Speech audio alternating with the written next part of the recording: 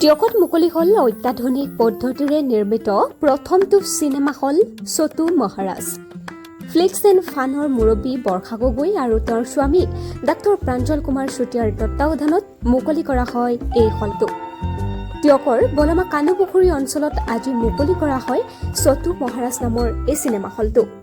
100খন আসনযুক্ত এই চিনেমা হলটোত সুন্দৰকৈ টিয়কৰ ৰাইজে চিনেমা উপভোগ কৰিব পাৰিব।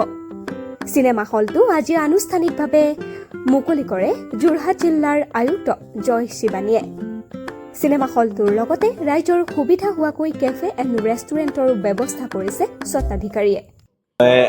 আজি টিয়ক অঞ্চলৰ যি ৰাইজ আছে তেখেতসকলক মই অভিনন্দন দিছোঁ যে তেখেতসকলে আজিৰ পৰা এই বলমা ৰাস্তাত নিজৰ অঞ্চলতে এটা চিনেমা হল পালে।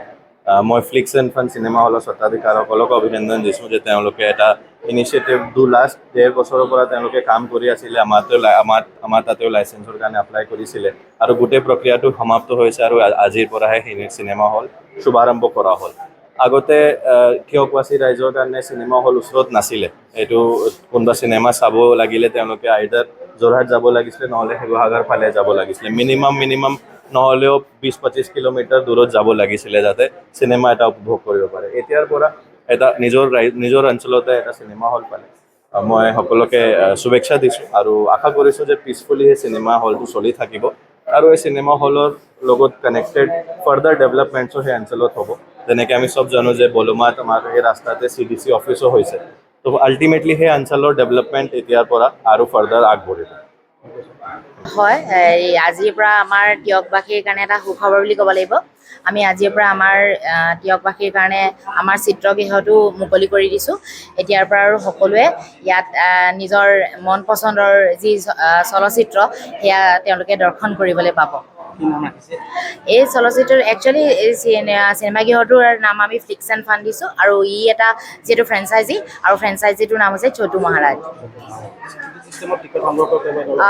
টিকেট আপুনি অনলাইন আৰু অফলাইন দুই ধৰণে পাব আৰু অনলাইন আপোনালোকে বুক মাই শ্ব'ত পাই যাব। অলপ পাছতেই অ'পেন হৈ যাব বুক মাই শ্ব'ত আৰু অনলাইন হৈ আছে, অফলাইন হৈ আছে।